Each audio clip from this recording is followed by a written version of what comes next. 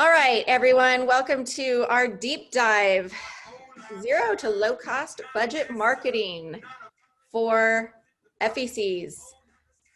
We'd like to welcome everybody. I am your host, Chrissy Spear. I'm your moderator and your co-host. So I will be introducing and kind of chiming in and answering questions and keeping track of our Q&A. So the next slide. United Play is actually the producer of FUNtrepreneurs. So this is a little clip about what we do. We are a manufacturer, designer, and installation of indoor attractions. This is one of our latest projects in Chandler, Arizona. We just completed about 2 months ago. All right, and today's agenda, we are going to do a short COVID update for everybody because I know people are joining us from actually all over the world. We actually had somebody from Australia last week. Hello, mate. I know, it's awesome. What is your message? How to make videos and how to make them work for you. We're going to talk about crowdsourcing, public relations, third-party tools, and we have some hot tips and some Q&A. We are going to do some Q&A in between each of these two, so you don't necessarily have to hold your questions all the way to the end, but we will, after each subject, allow for some Q&A. So feel free, if you do have questions, to put them in the comments. Our host is Bob Krause. Bob has spent 25 years in corporate events. He's launched multiple brands. He has been a writer and a speaker for many businesses and colleges. Bob is the founder of Uptown Jungle Fun Parks. I believe there's 9 of them, 8 or 9? Eight actually. 8 of them. And he is the partner and creative director of United Play. Bob's also a father of 3 and a husband of 32 years. Quite an awesome guy. So I'm going to go ahead and turn it over to Bob. And Bob, take it away. Thanks, Chrissy, and welcome everybody. So glad you're here to be part of this today. Just so we're clear, the intent of our webcast here is to help educate people in our industry. But it's really these applications today we're going to talk about will help any business to find ways to navigate through COVID. So I hope you find some of these things informative and useful. And along the way, make some mental notes, write some things down. Really what I'm hoping we do is we create a couple triggers in your heart and in your mind of what you can do a little better to help market your business when there's very little or no money to be done to do that with in such tough times. So here's a question I have for you first, and I'd love it if you could put in the chat, if you could put in the little chat text area, if you're currently open or if your business is closed. And the reason we want to know is it kind of gives me a gauge of where our discussion will go as we move along. Actually, you guys should be able to see a Q&A button, so go ahead and put it in the Q&A if you can. Yeah, there you go. Put it in the Q&A, just let us know if you're open or you're closed. It just gives us a little data. But I think you're going to find that this information is good for you whether you are open or closed. And that's our intent, again, to inform and educate, to help you think of ways that you can stay in touch with the people who love you guys so much. And then how do you, stay in a place where you can continue to bring people into your park and keep them aware of what you're doing during this very, very, very difficult time. Yep. So we have some of the answers we have, just to update you guys, we have some people are open and some people are open with limited hours. It looks like a lot of you guys are full open. Is that correct? Good. That's great.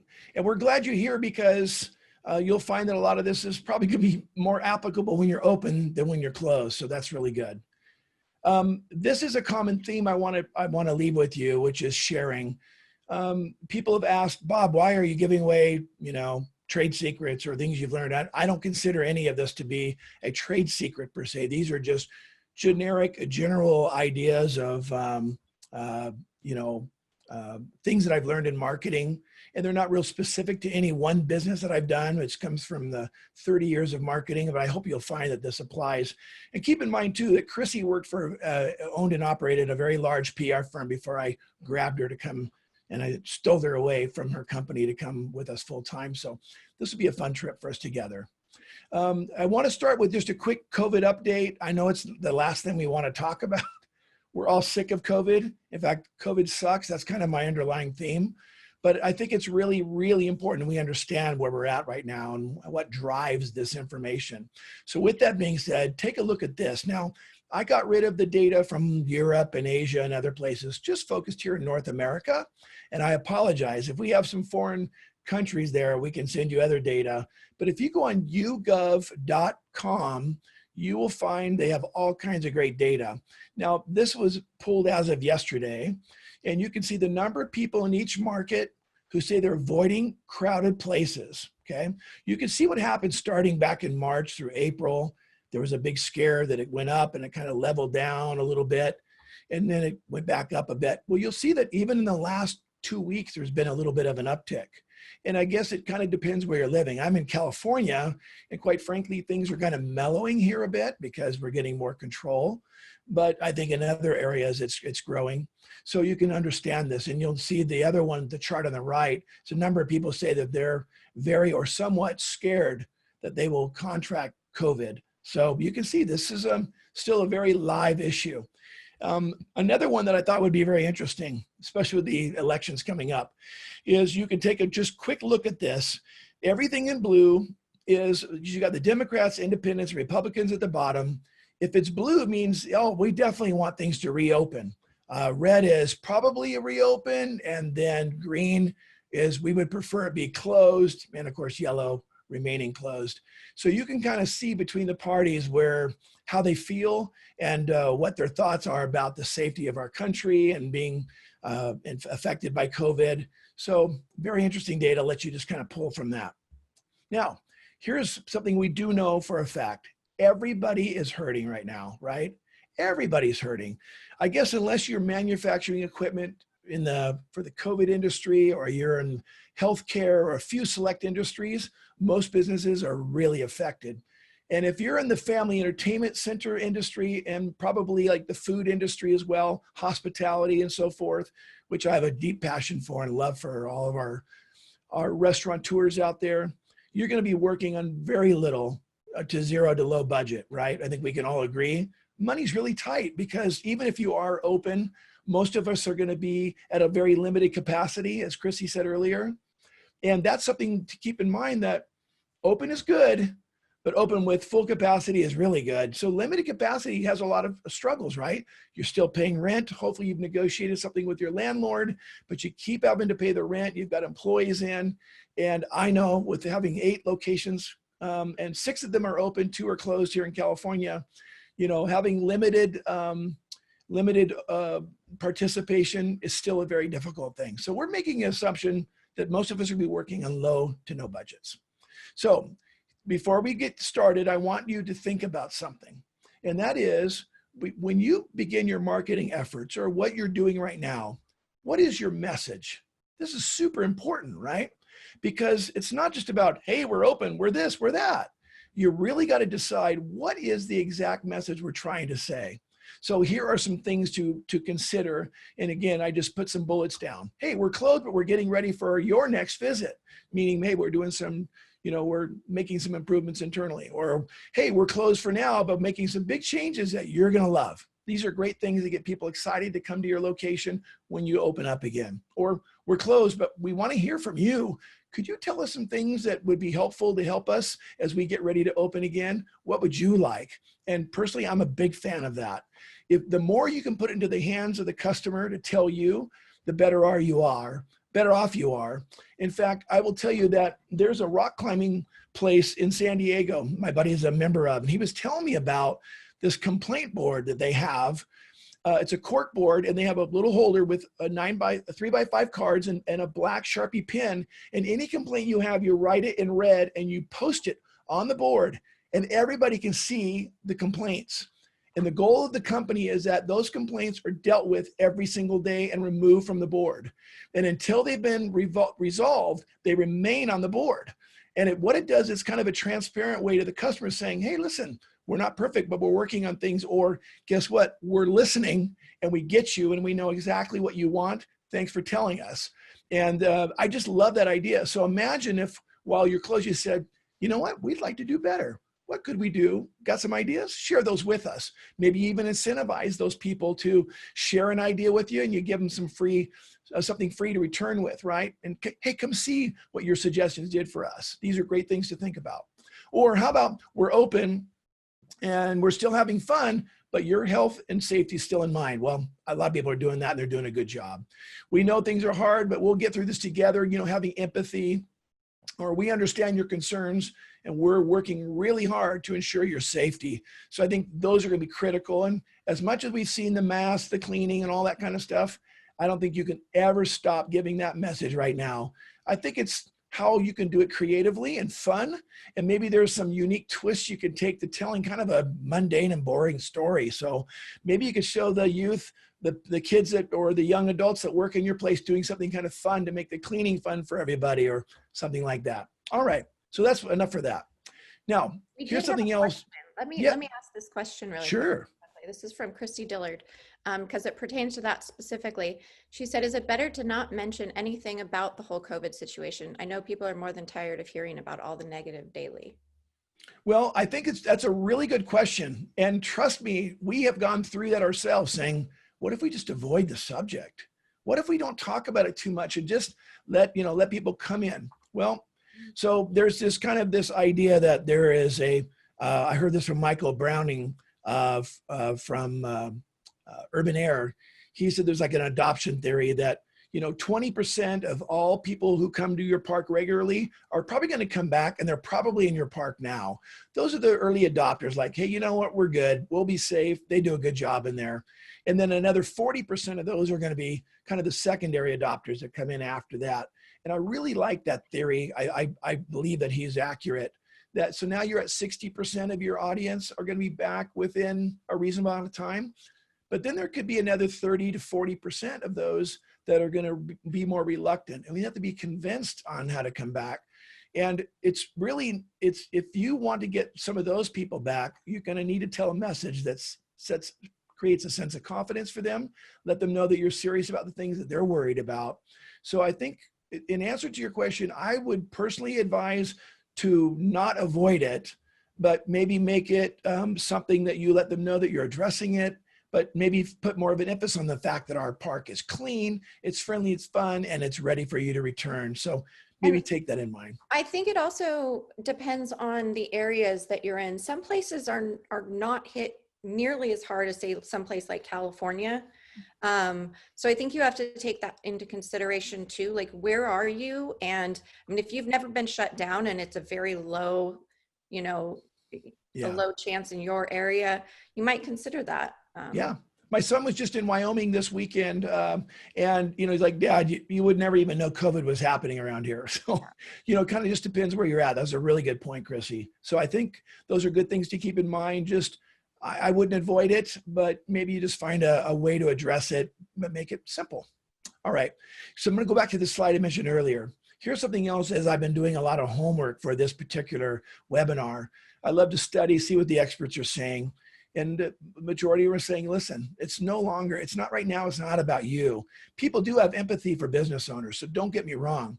Everybody hopes that the entrepreneur can stay in business, but your message should be, it's not about us, it's really all about you. So tell us what we can do to make this better for you. Or, you know what, we feel your pain. We know what it's like to be cooped up at home and how excited you are to get out and play or come to a restaurant or enjoy an ice cream or whatever it's going to be, right? These things are very, very personal and everybody can relate. But remember to make your message feel warm and genuine and show empathy in what you're doing, because people will feel that. And if it's genuine, it's a very warm touch that you can create as you're communicating through your various levels of communication. So we'll talk more about that here in the next few minutes. And the other thing is, keep in mind, how can you soothe their pain points, right?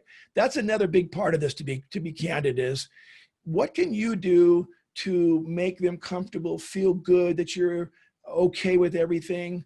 And so you're going to need to learn those things by asking questions. The more you can learn, the better off you are. We've done that over the years in our business, having groups of moms and dads together, and we ask questions to learn what they want. Those things are really important. So we And can it's even not necessarily just what they're, the pain points around COVID, pain points around homeschooling, if that's a situation, pain points, their pain points don't necessarily have to be COVID involved. Yeah, good point, Chrissy. In fact, could you turn your location, we're going to talk about that a little later, could you turn your location into a homeschooling place where at least you can get some rent during the week? Or could you do some sort of something for kids with special needs that instead of it being closed in the early mornings could be used for something useful? Or could you donate that space to a good cause that you could then get some, good, good loving back for all the goodness you put into your local area, right? So people will be more committed to you by the goodness of the things you did when you could. So those are good things to consider. Let's see. Okay. So what's going on here? Okay. So the next thing I'd like to do is just, Chrissy, are there any more questions that are popping up along the way? No, that was I think the question. Do you guys have any additional questions just of what we went over right now? Yeah, I'd like to just see if we can answer them. Or if you have a comment, it's not even a question. If you're like, hey, here's something we've experienced. Again, love to bring that sharing mentality and feel free to share some thoughts along the way. We really, really want to collect information from you guys as well, based on everything that we are offering you today. So any comments that you do have, feel free to put them in the Q&A. Yeah, that'd be great. Okay, well, we'll just continue on. The biggest message here is that what's going to be important is to continue to communicate with your customers. And that's going to come through all kinds of different ways. And again, the theme of this is zero to low budget. So what can you do to, take things that you already have or can create for low cost and get those out to your customers? Photos, videos, testimonials. Can you have some sort of events that happen in your place? The blogs, the video vlogging you might do. And we'll talk more about PR as well. So one of the things we want to talk about is how videos work for you today, okay? So here's some things to keep in mind. I come from a world, I spent a large portion of my career doing very high-end video production, anywhere from $10,000 productions to $200,000 productions with big crews and lighting. That world still exists, although it's more of the commercial side. But to be candid, we kept seeing the advent of technology, Android, iPhones, these types of things. It's amazing what can happen by putting the power of these devices in our hands. And now young people, there's an elementary school right near my home where they have a full editing system and kids are learning from the age of 4th grade on how to video edit. So it's a changing world. So here's some things to think about. How can you make videos that work for you and your audience, right? So even if you were closed, it's important for you to stay on top of mind of your customers. So keep in mind that the videos can be pre-recorded. These are things you make in advance. They can be live videos that you do on Facebook, stories on Instagram, and then of course, any of the live on Facebook, Instagram, all these types of things that I mentioned just a second ago. Those are great ways to just put content up. So let's just say worst case scenario, you're closed right now. Well, what's wrong with having the owner or the manager go, hi, everybody, it's Tom here or Susan, and I just want to give you an update of what's going on around the park. And maybe you're just doing a live video, showing people at work, cleaning, doing whatever. Maybe you're rehabbing a spot, putting in new attractions. Maybe you're redoing your restaurant, whatever it might be. But people would rather be communicated to because, again, they know that you're working in their behalf. And what's kind of interesting in this case, there could be some empathy for them that they feel for you when you get ready to open. They can't wait to be there for you. But, along the way, you can say, oh man, it must be so hard being cooped up with kids and being you poor kids stuck at a desk all day at home. We can't wait for you to come run down our thing and jump on our whatever. So you kind of get the idea where I'm going. So that's going to be an important part of this. So keep in mind this, that good video content is more likely to generate your social signals that you're going to need than any other form. So it's going to be better than anything in print. photos, because people love to watch videos. They love to see real people, real things happening, and we become a very video-centric world. So video is, you know, really it's king over everything else. Plus it's easy to consume, it's more memorable, and these things stick in our head. So we're going to encourage you to really think through the power of video more than just photos and the written word. Some things to keep in mind, excuse me, is that there are all kinds of different videos. We're going to talk about some of those different types. Facebook videos. Chrissy, do you want to take a minute, just kind of chat a little bit more about the variations and the difference between, and I'll also bring up your screenshots next. Yes, I have to apologize. We have an opportune time for people outside to be doing yard work. So apologize in advance.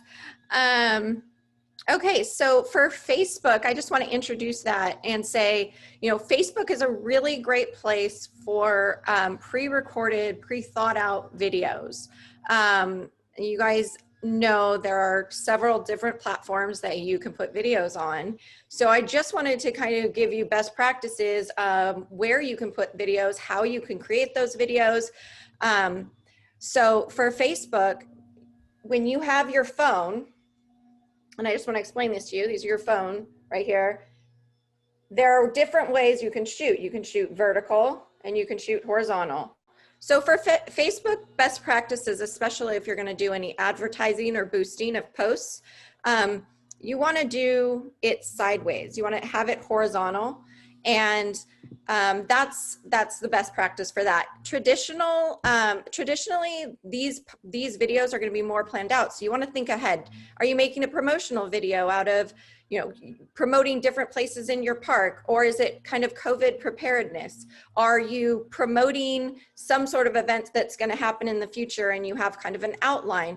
So there's different things that you can plan ahead and more produce than what would be like a story or a live. You know, And these Chrissy, direct.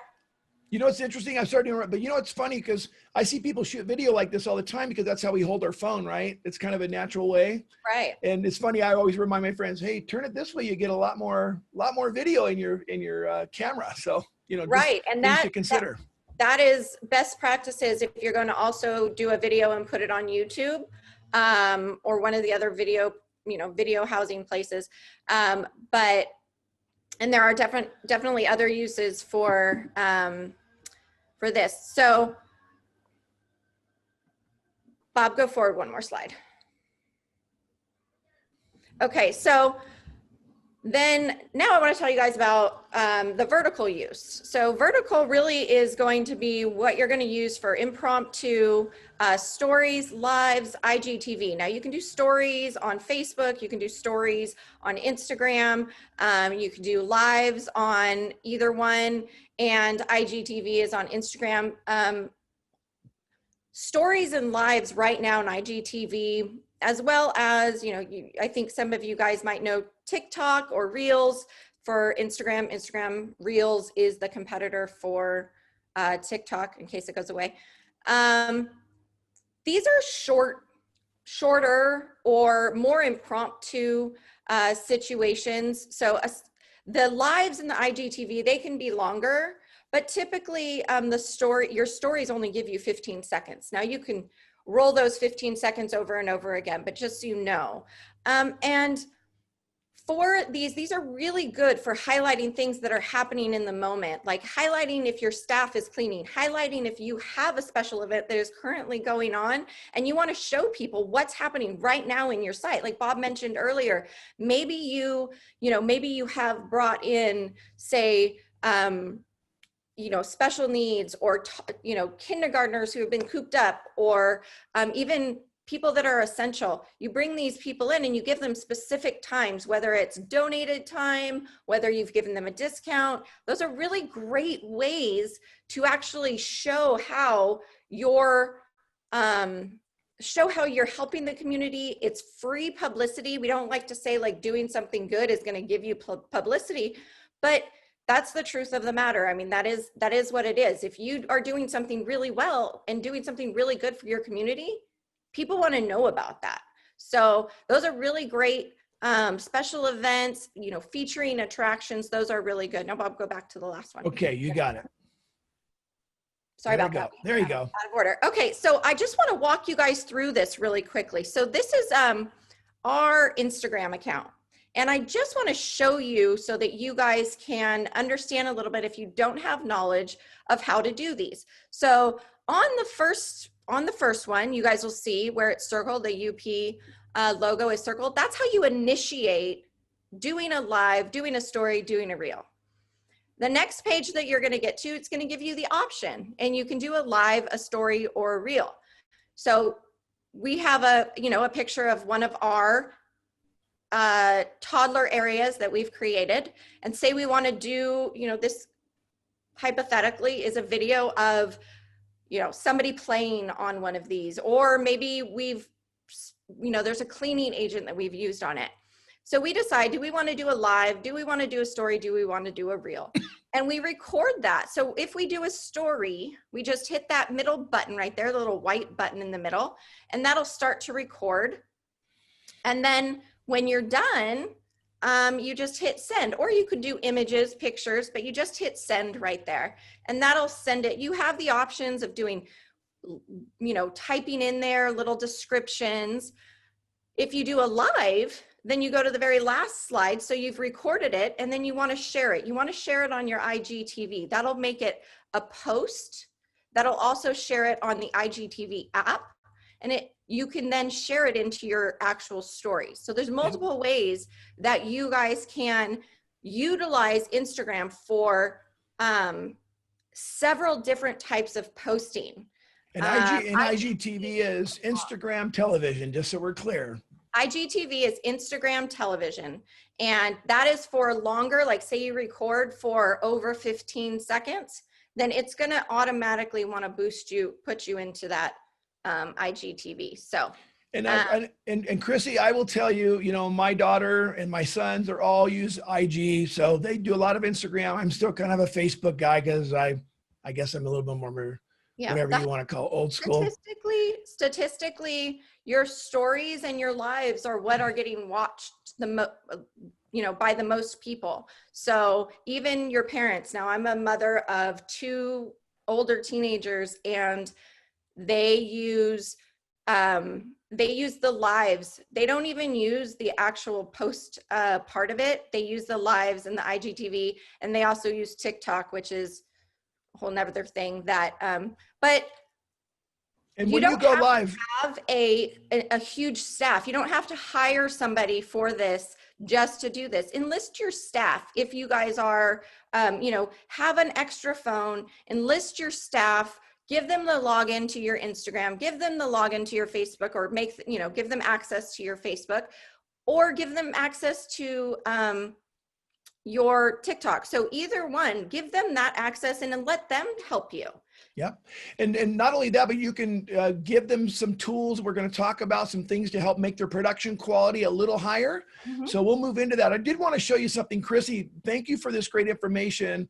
And we're going to come back to her in just a second. I want to show you a funny video. So people think that, high-end production matters. Well, let me tell you something. I'm learning over time that authenticity is what matters most. And even on national television now, like big commercials and everything, low quality video is now considered cool and chic because that's what we see in our phone and other things. So it's been an incredible ride to watch. But watch this next video. This is of a gentleman, one of our clients in Hiram, Georgia. Big air update. Just take a look around. You see it. All that metal has been put together. This was about a week after we came in and started building a park for him in Georgia. Foam pit over there. The Ninja course is coming in this now week. Listen how he talks. Right there's the Wipeout. Oh, here's the big trampolines. Check that out. Very authentic, very organic. So now he's saying, honey, where are you at? The orange one. Look, there's his wife. Putting the trampolines in. Wow. What is she doing over there? What are you doing? You're supposed to be coming over here. So these videos were getting thousands and thousands of views. So anyway, and I love Ben because Cosmic Nights, we got the black lights working. I love the way Ben does his videos because it's very authentic. He starts every video with, with bigger update, bigger update, bigger update. And I love how he just starts it the same way every time. There's his wife jumping around. Quick word about the job fair. So, It went amazing. so now he's talking about the job fair. 100 applications. We Really hired the found 100 a way people. kind of that worked for him. Yeah. So the point being here is that, and I'll stop now, was it's not hard to make videos, right? And, you know, I'll be honest with you, if you just simply go on YouTube, now this is no lie. My son graduated from college a year and a half ago as an industrial designer. And he said, Dad, the greatest tricks and things that I learned to become a really good designer, I learned from the best designers on YouTube, not in school. So here he got this degree and paid all this money and learned from these, so, you know, brilliant professors. But the real application to the most modern designs, he was learning on YouTube. So I would encourage you to spend time. You can learn anything on YouTube. So if you're not sure what to do, get on YouTube and look. Like editing your videos, if you want to use higher quality editing products, there's free editing products out there that you can use. There's low budget editing products out there Yep. that you can use. Yeah, I mean, if you own an Apple computer, you can do a little bit of editing right on your iPhone even. You can download all kinds of really cool apps. And I show you this also, that you can see just on Amazon for under $100, you can buy a gimbal, which is basically a device that holds your camera perfectly still, and you could run through the park and it holds it really still. There was another one I was going to show you, a vlogger's kit, which has the light and the microphone and all that for like $69. So you can imagine just for under $200, you can equip your team at your office with a light, microphone, a neat little mobile device that keeps it steady if you wanted it.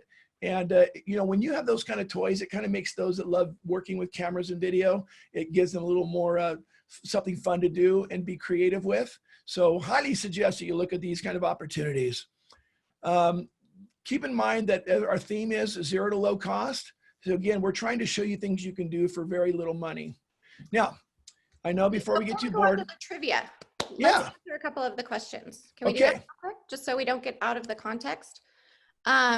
One of the things, Christy Dillard, she asked a couple questions, but one of them I wanted to address was TikTok, because we have not, a lot of people are uncertain about TikTok right now, and we don't know if it's staying or going, but we have TikTok and Reels. They're both, you know, Reels is basically the new thing that's come around from Instagram to compete with TikTok. But you guys, TikTok is very, very real. And huge. Christy's comment was she's turned over her TikTok to her staff and she couldn't be happier. It is so fantastic. There are mothers there. It hashtags just the same as you would Instagram.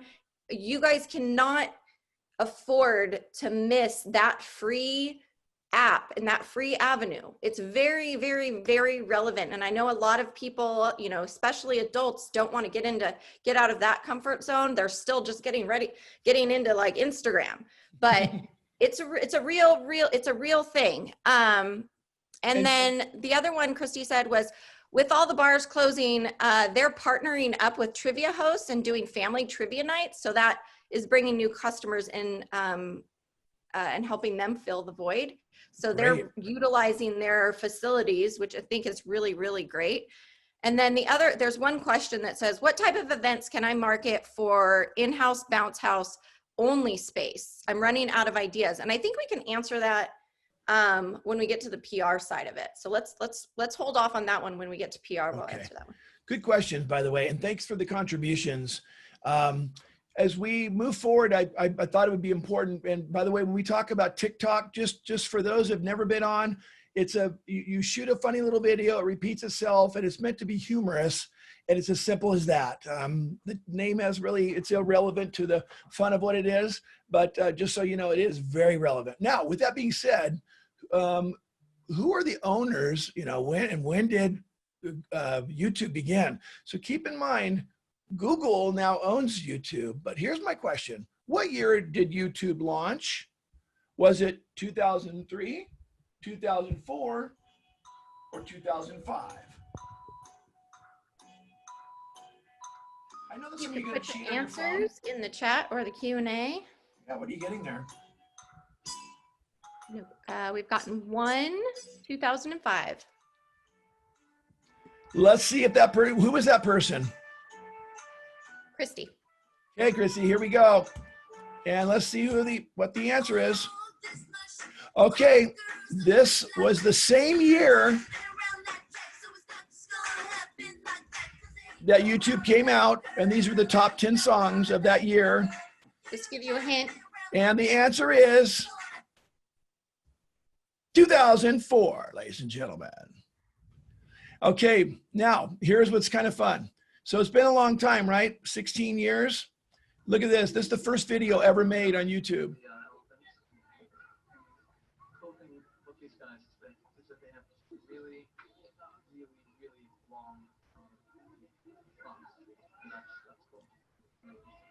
So that's actually Jawed Karim, who was one of the founders of YouTube. They came from, I think it was from eBay or one of those companies. No, it was the company that did all the funding for it, for eBay. But that's him doing the very first video at the zoo.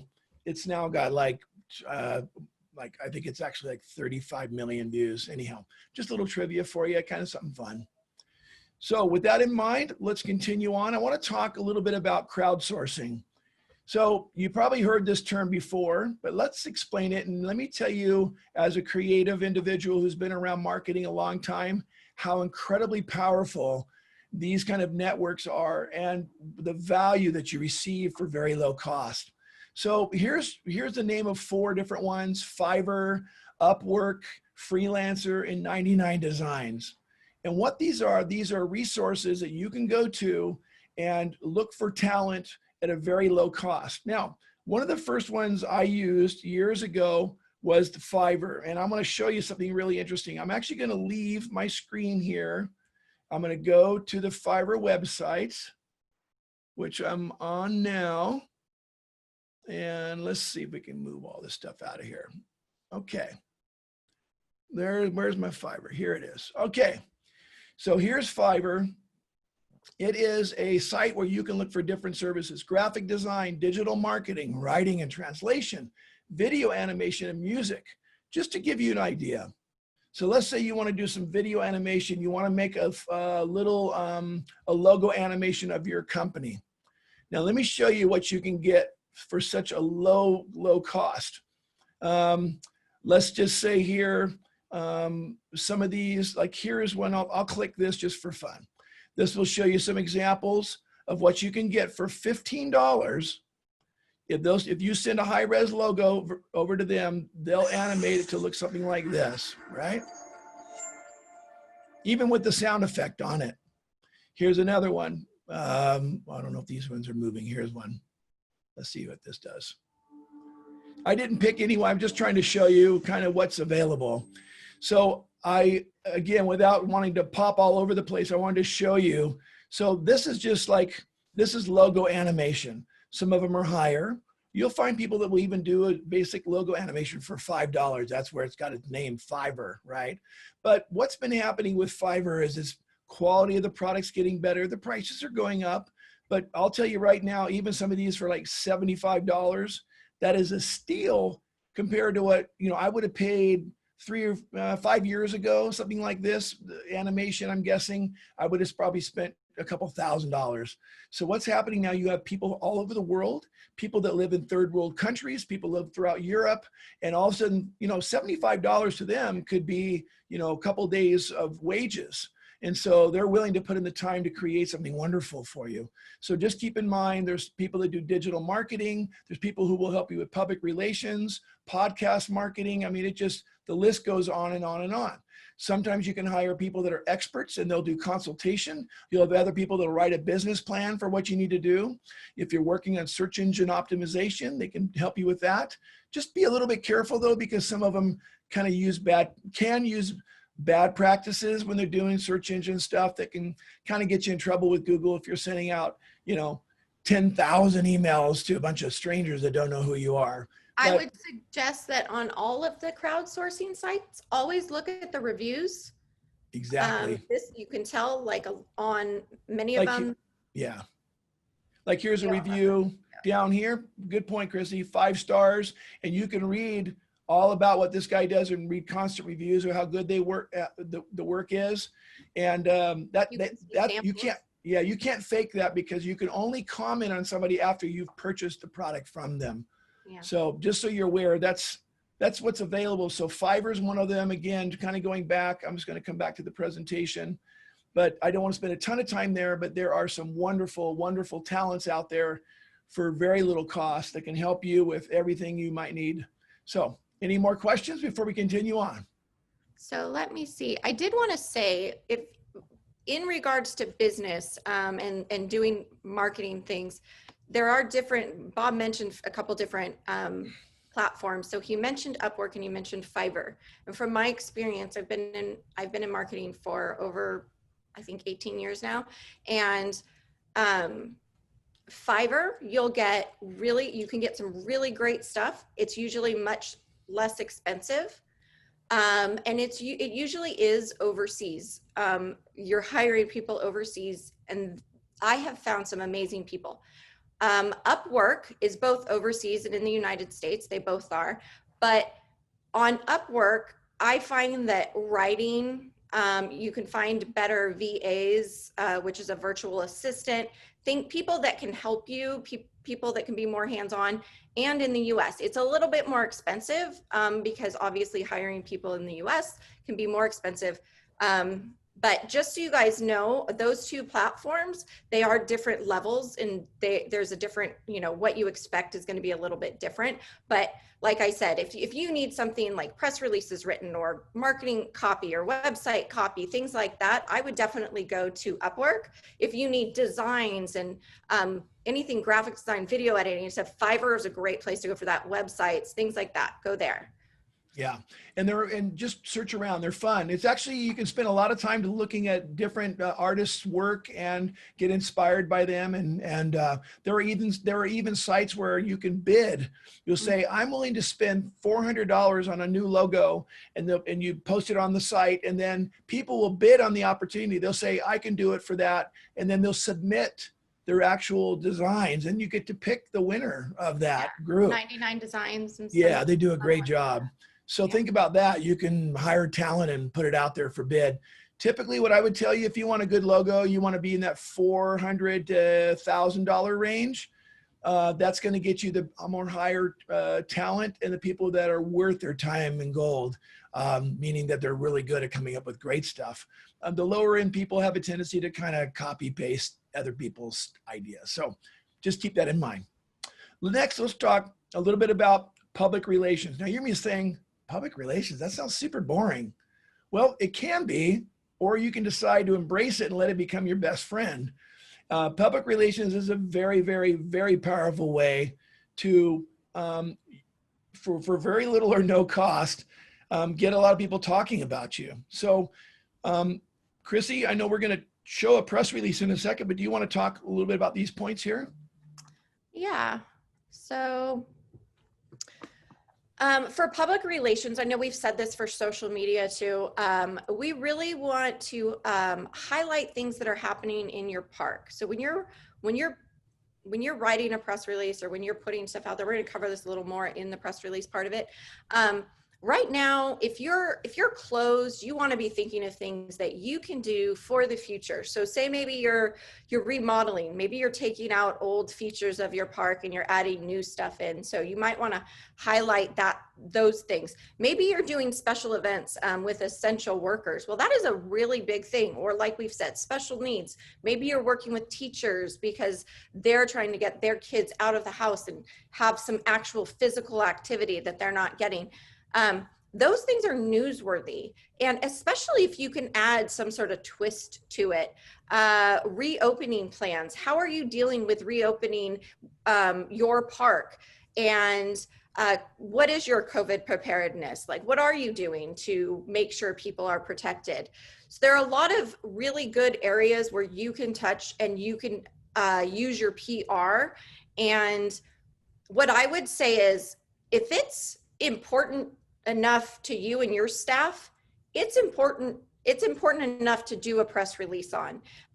You might do 3 or 4 or 5 different press releases throughout a year. It's not necessarily just for opening. If you So let's launch a new program, if you launch a new program, you will want to get that out to the public, and you'll want to communicate. There's many different avenues of PR, but let's go into what we've created. We've created a sample press release. Now this press release. And Chrissy, what is it?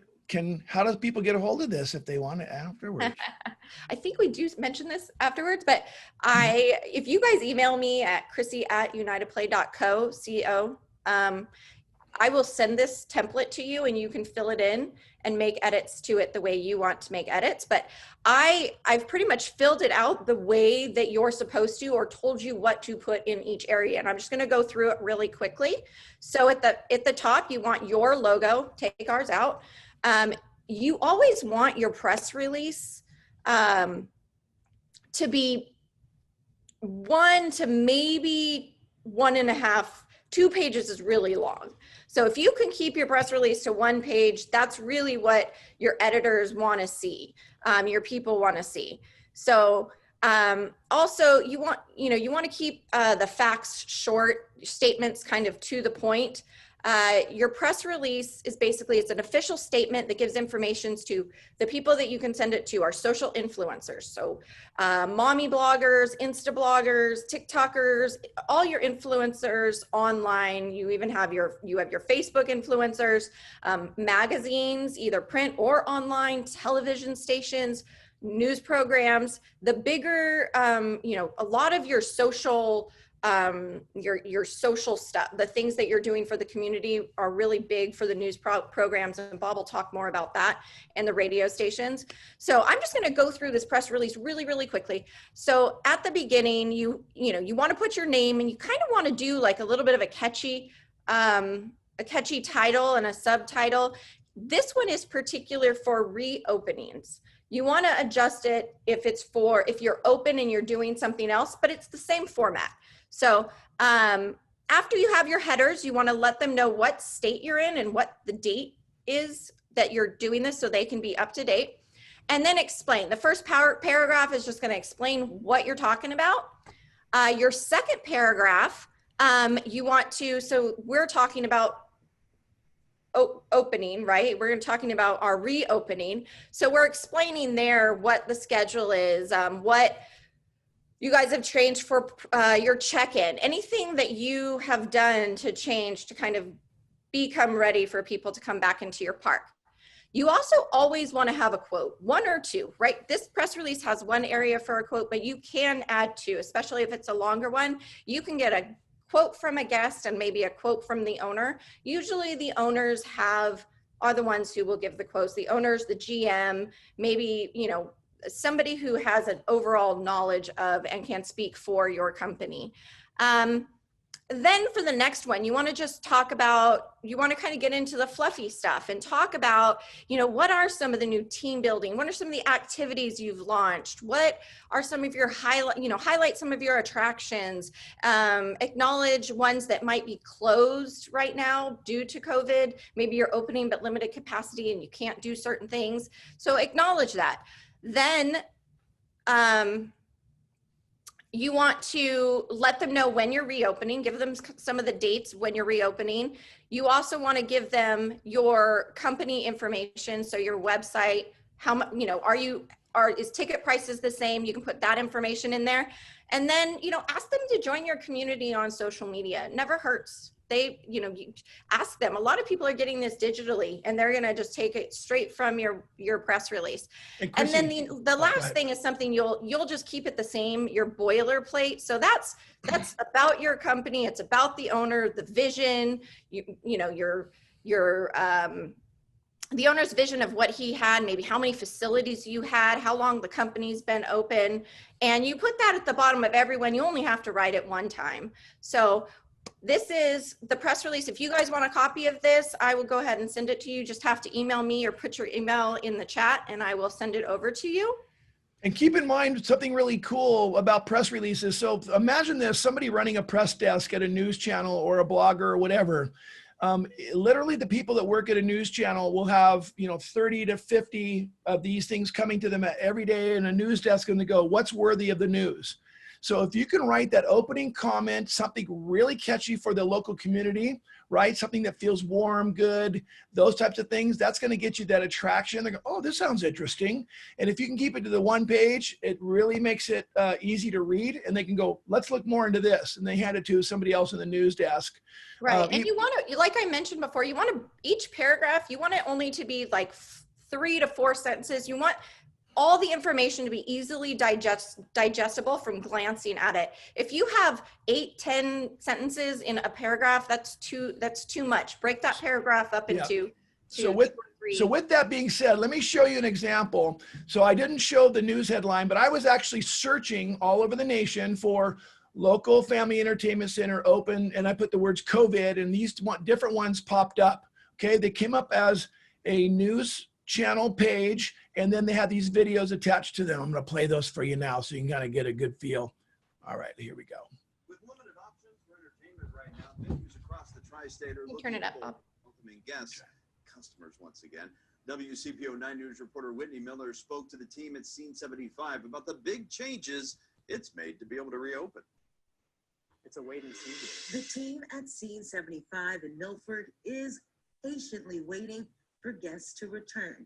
The indoor entertainment space will reopen in July with a new focus, your safety. During the last 3 months, we actually spent a lot of time thinking through every single attraction that we offer. From bowling, Every other lane will be used.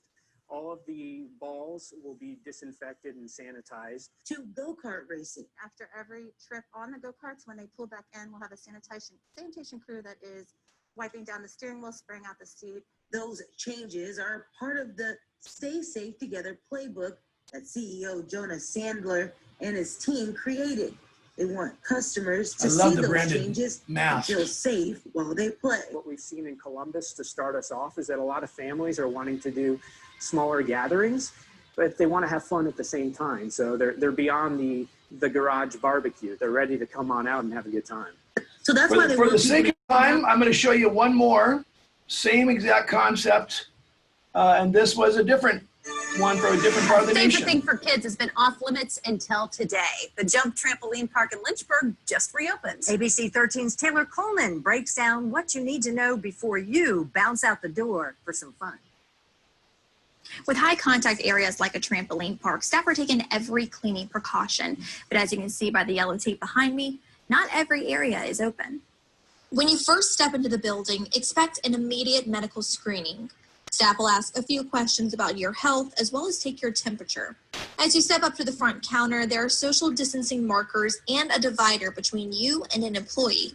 Heading on into the jump So I park think area. we get it. And for the sake of time, I'll keep this particular one short, although I find it all very, very fascinating.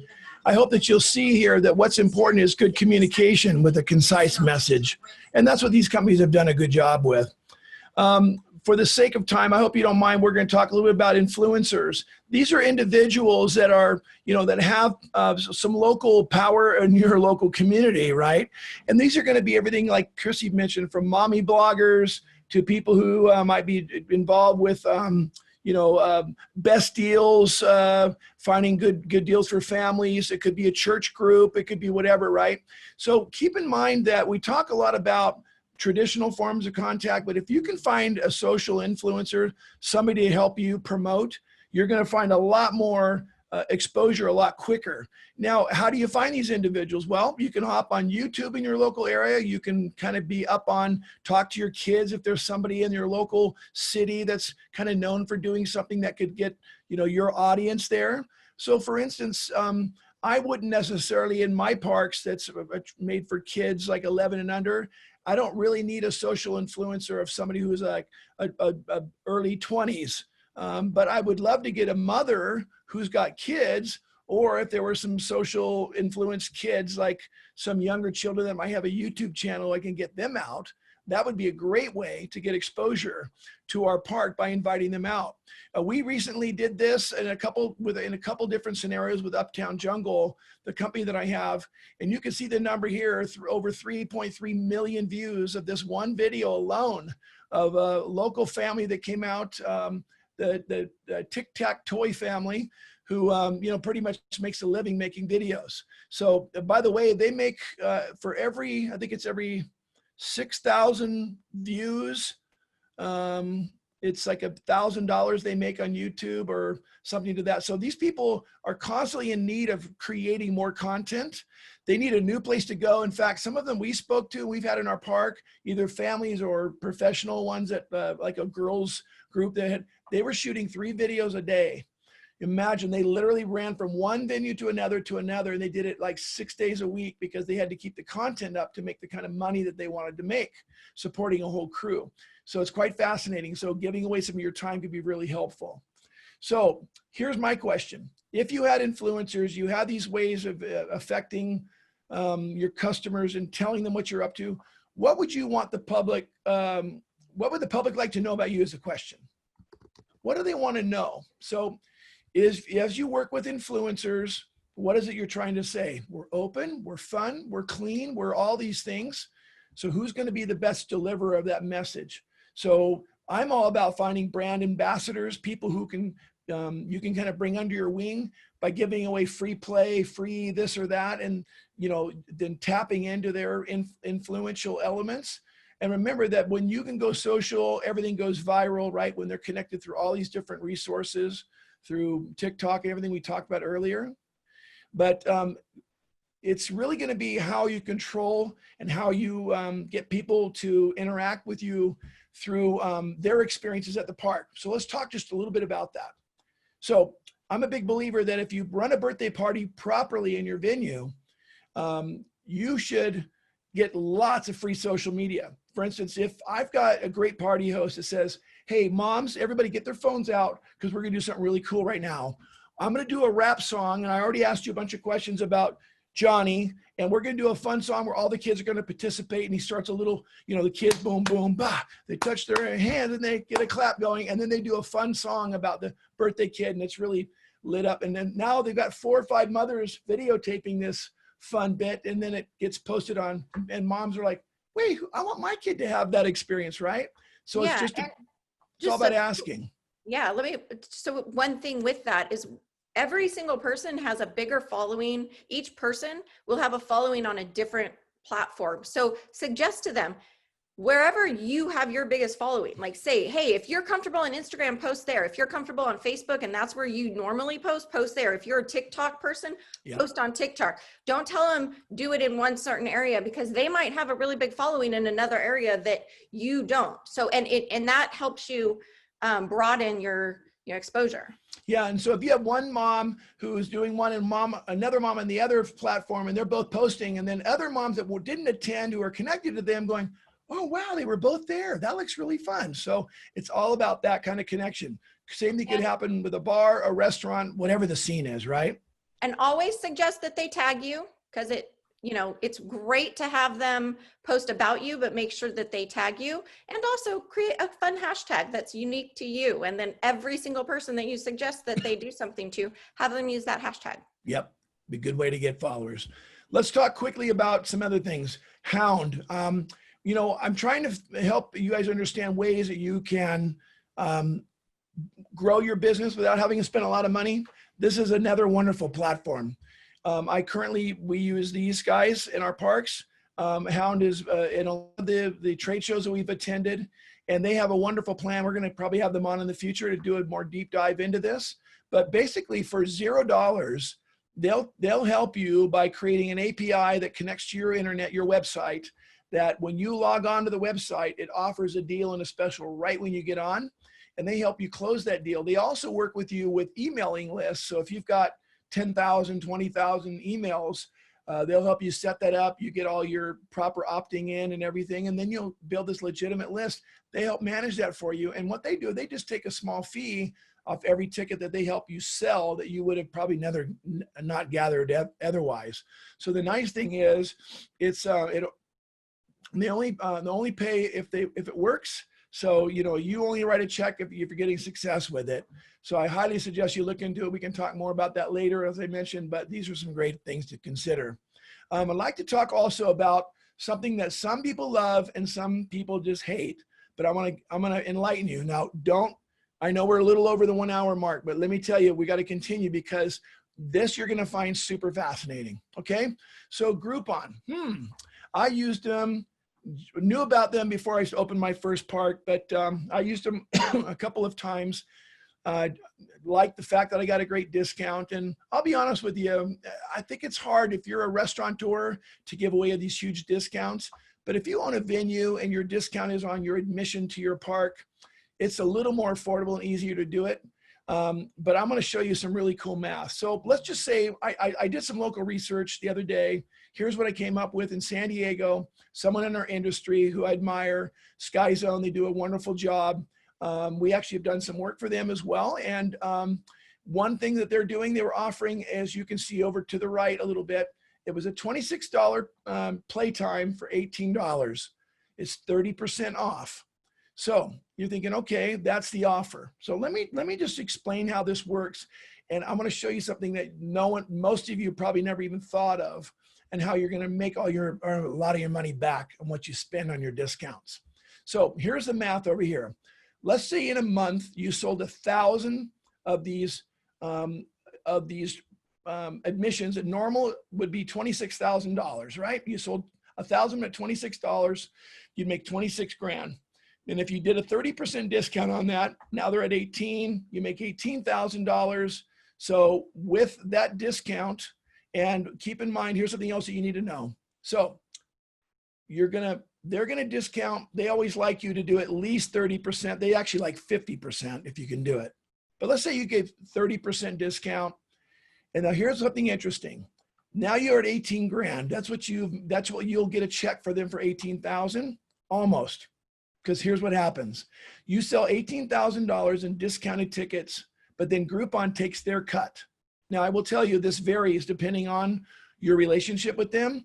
Sometimes that cut is as much as 30, 40%. Sometimes it's a little as 25%. But they then get a piece of the total amount that you take home, okay?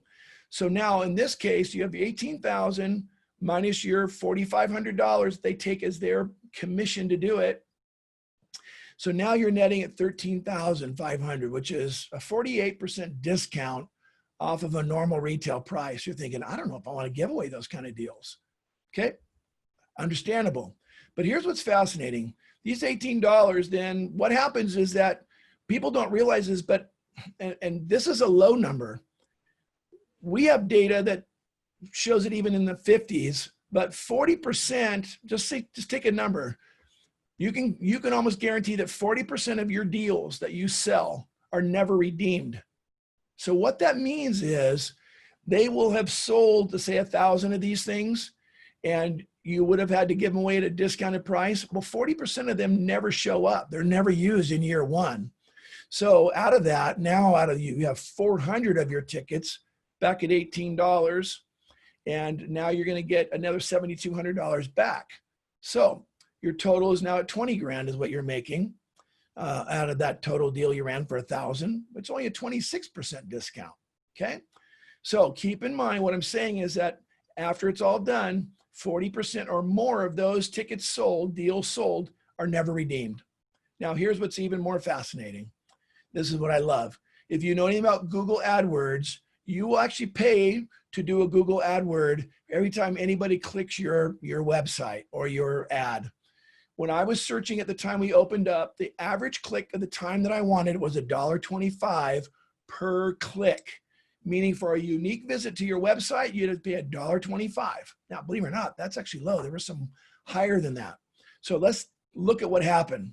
So what ended up happening is when I opened up my park, we had a tremendous amount of unique views within a day or two of our first Groupon deal. In fact, it was over 20,000. So think about this. I had over 20,000 unique visits to my website. And if I would have paid them even 40 cents per click, okay, I would have spent, you know, $400 to get 1,000 clicks at $40 at 40 cents per click. I'm sorry, I'm trying to read it at the same time here. So if I wanted, again, 1,000 clicks, $400. But what ended up happening is we got 25,000 clicks in the first 2.5 days with Groupon. If I would have spent that money at 40 cents a click, we would have spent $10,000 to get that kind of traffic to our website.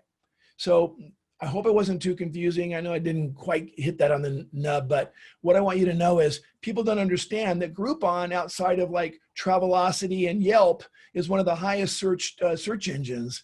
And so it comes up really, really high. So if people look for family entertainment, they're going to come up really high, and people click to buy the deal or click to see. And all of a sudden you're getting all this exposure that you didn't expect. So keep that in mind as you're considering the stuff in the future. And you can see the bottom line here, when it was all said and done, is you put it all together between the monies on both sides, and you're a very happy camper. In fact, you didn't lose any money at all. So I'll leave it at that. Last few things, a couple of little hot tips to think about before we finish up. What about this idea? What if you could create a pay now, play later deal? So you can offer some sort of amazing deal people would want to take advantage of. So as soon as you open, they can come in, be in the front of the line, get extra play time, do whatever, just to help bring some revenues in. You know, you want to make sure you're going to be liquid enough to be able to support that. But make sure that, you know, if you've got something you can offer, pay now, play later. Why not? Some other things are, can you turn your venue into something charitable, a charitable occasion, a place, again, as Chrissy mentioned earlier, that can do good for people, good for our first responders, for the military, for the police, just doing something to give back. So searching your heart to figure out what you can do. The other one is, how can you create in-house challenges? So let's say you're open right now. So let's say you have a place that does bowling, or it's a darts place, or a food and beverage place. Could you run some sort of fun challenges that you can then post online, like how many chicken wings can you eat in an hour? Or let's say in my place, you have the kids, we create a whole like an obstacle course. They have to run through the various contraptions and things over like a 5-minute run, and we time it and see who can do it the fastest. So we create ways to keep people coming back and get a challenge going. So think about what you can do to create something fun if you're open. Another thing that could be fun is creating, how about something like a 60-second guest profile? What if someone walks in your parking like, oh, that's the person we want to highlight. So you ask, hey, would you mind while you're here, we ask you a few questions, and we'll give you a little free drink and a little this. And you do a little bit of a video saying, what do you do for a living? What brought you here? Something funny. Maybe it's a couple there and they're on their first date. Something of that nature. You could do these little 1-minute profiles, give them a little something for their time, and then edit those quickly and put them up online. Something fun just to kind of show the people that come in your park. Hopefully you find something that's attractive and meaning the sense that the story's good and that people like. And then what about enlisting your guests to help create your videos? Why not ask them, hey, why don't we have a contest? Put something together here. For instance, what if you did a 1-minute video challenge? Post it on Instagram. Hey, you win $50 of free play, and there will be 2 winners selected weekly. You know, this doesn't cost you anything unless you're giving away hard goods. If have our doors open, it's very little. So just something to think about. And then one last thought. My son has been working for some of the food delivery companies. You would not believe the kind of money he makes delivering food. And now he's moved on to the bigger and better one. His buddies go, oh yeah, DoorDash, all those are great. He was averaging $18 to $22 an hour. But now he's with this other group, and all they do is take orders from Costco and deliver they pick up the person's Costco order and deliver, and he gets these massive tips. So everything's going mobile. So here's a question. Could you take any aspect of your business, whatever that might be, could it go mobile? Could it go on the road? Could you deliver it for a birthday party? Could you do something? Again, I'm not going to get into specifics. I've already thought through a whole bunch of ideas with portable ninja courses that we have, inflatables we could drop off, you know, that kind of thing to go into birthday parties. But let your mind kind of go with that. I just really want to get you thinking. So the last part is, if you've got anything that you've thought of today, any tips, would you be willing to share those with us right now? Could you do me a favor and tell us what's working for you so that we can all learn from your successes as well? If there's anything coming, Chrissy, let me know, but we'd love to hear from you. Yeah. Maybe just take a second. And meanwhile, I just want to tell you, we appreciate you joining us today. Again, our intent at United Play is to be a company who's a contributor for the good of everybody. You know, it's a communal kind of concept we believe in. I've got wonderful partners who care about this business, have been in it a long time. Dave Wilson has been in the industry over 30 years, built hundreds of entertainment centers, but we are both very passionate about wanting to help everyone stay in business because we've been on both sides of this thing. Chrissy, anything there? Oh, we've got great ideas. Take the fun great idea, Bob. Take the fun to them. That was from Shirley. Okay, while that's still loading, I'm going to ask you one last thing is what's your personal takeaway from today, right? What are some of the things you learned? If there's only 2 or 3 things you got out of today, even one good one, to me, that's been successful. So what is that?